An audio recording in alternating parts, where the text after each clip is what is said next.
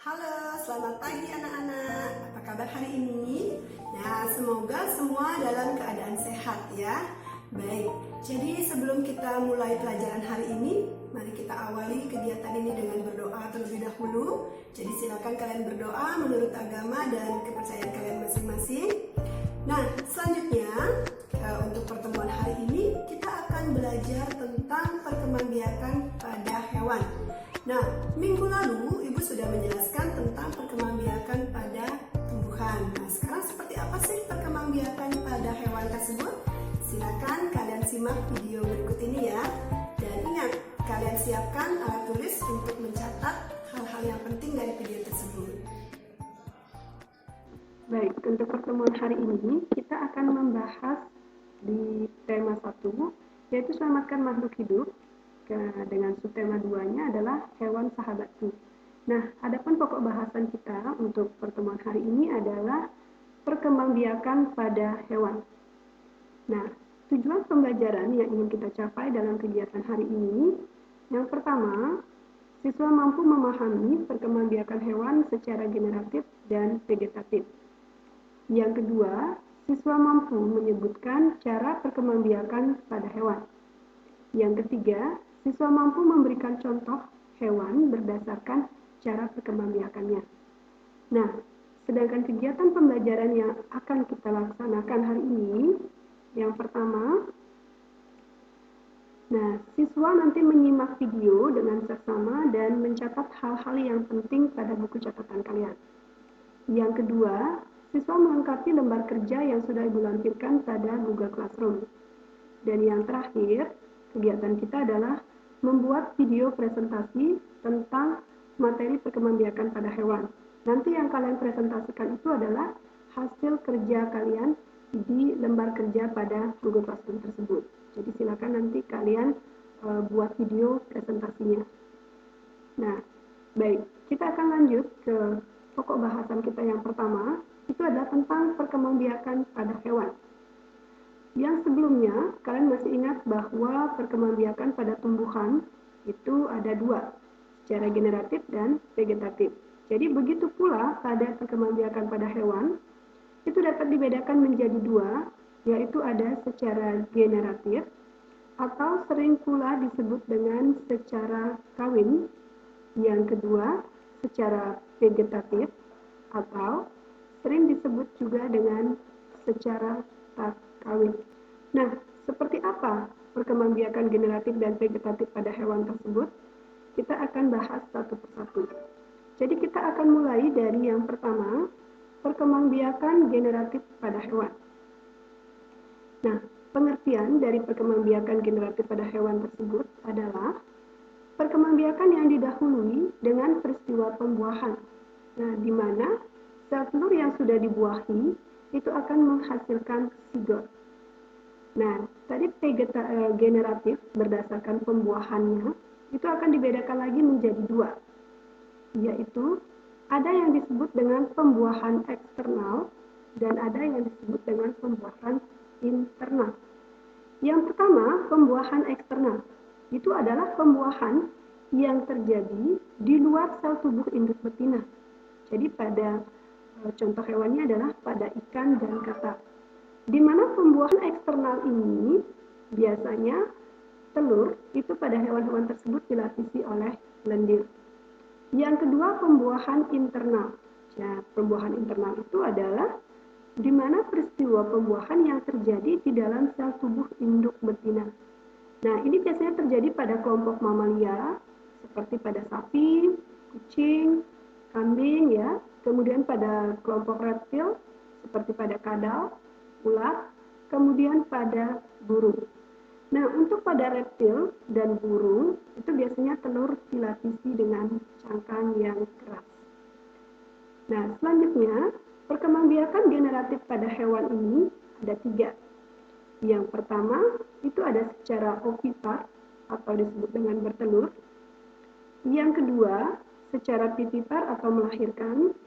Dan yang terakhir, secara opopipipar atau bertelur melahirkan.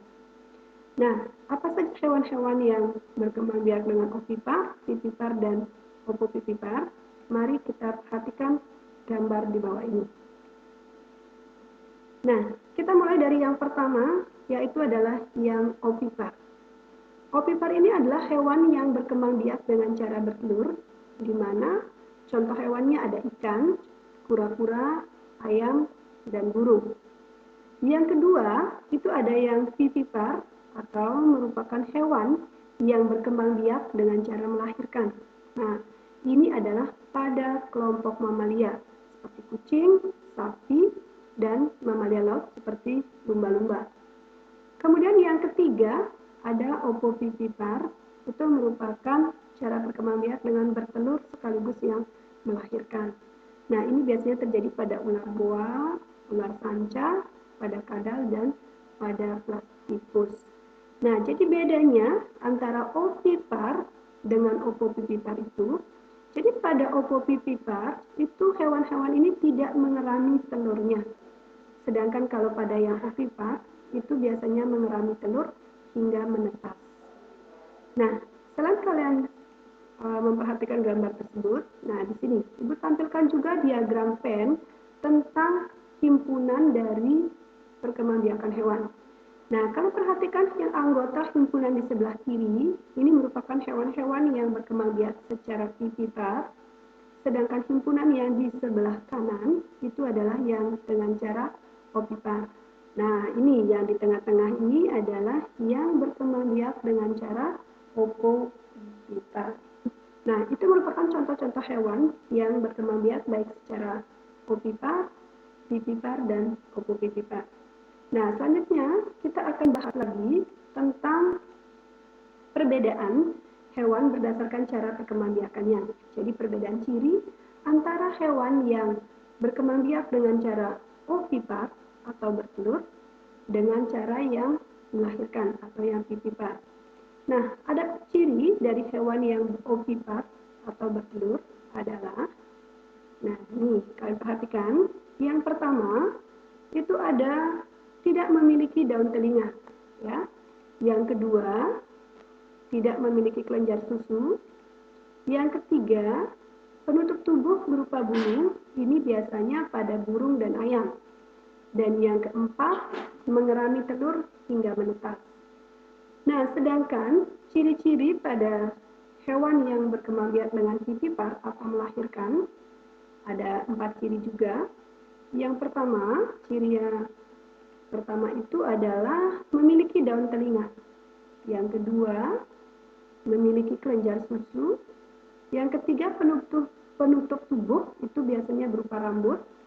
Dan yang terakhir, menyusui anaknya. Nah, inilah perbedaan ciri antara hewan yang ovipar dengan yang vivipar.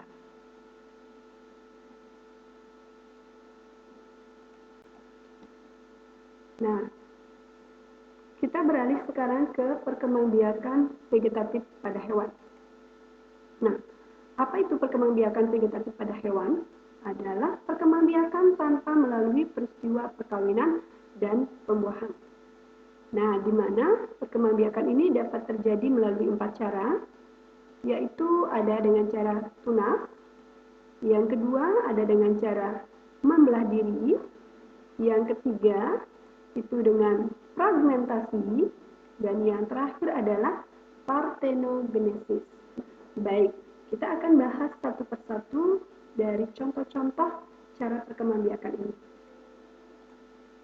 Nah, jadi adapun berikut ini adalah perkembangbiakan vegetatif hewan beserta contohnya. Kita mulai dari yang pertama adalah membelah diri. Nah, ini membelah diri ini biasanya dialami oleh hewan yang bersel sapu atau disebut dengan uniseluler. Itu biasanya pada amuba dan paramecium. Jadi kalian perhatikan gambar ini, dari satu sel itu sampai akhirnya di gambar 6 ini dia mengalami pembelahan. Jadi menghasilkan 2 sel anakan, ya. Nah, selanjutnya yang kedua itu ada dengan tunas. Nah, dengan tunas ini adalah merupakan tonjolan pada bagian tubuh induk tersebut. Nah, tunas ini akan berkembang seiring dengan perkembangan waktu sampai dia menjadi dewasa dan siap untuk memisahkan diri dari induknya. Ini biasanya dialami pada hydra, ubur-ubur, dan anemon laut. Nah, kita lanjutkan contoh yang lain dari perkembangbiakan vegetatif pada hewan, itu adalah fragmentasi. Nah, ini kan perhatikan gambarnya. Fragmentasi itu adalah dengan menggunakan potongan-potongan tubuhnya. Jadi terjadi biasanya pada cacing pipih atau pada planaria. Nah, ini kan perhatikan dari gambar satu, cacing pipih ini akan terpotong menjadi bagian kepala dan bagian ekor. Jadi bagian kepalanya ini akan beregenerasi membentuk ekor sehingga menjadi satu cacing pipih.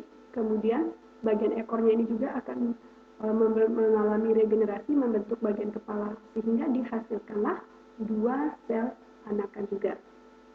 Nah, dan yang terakhir itu adalah parthenogenesis.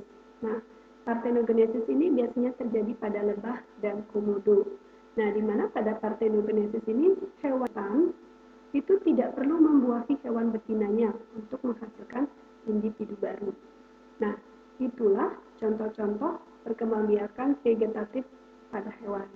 Jadi, sudah disimak ya dengan baik videonya, dan ingat seperti Ibu sampaikan di awal, itu silakan kalian catat hal-hal yang penting, dan setelah itu kalian nanti buka Google Classroom-nya dan kerjakan lembar kerjanya dan buat video presentasi. Ya. Nah, itu saja untuk kegiatan hari ini. Selamat belajar dan terima kasih.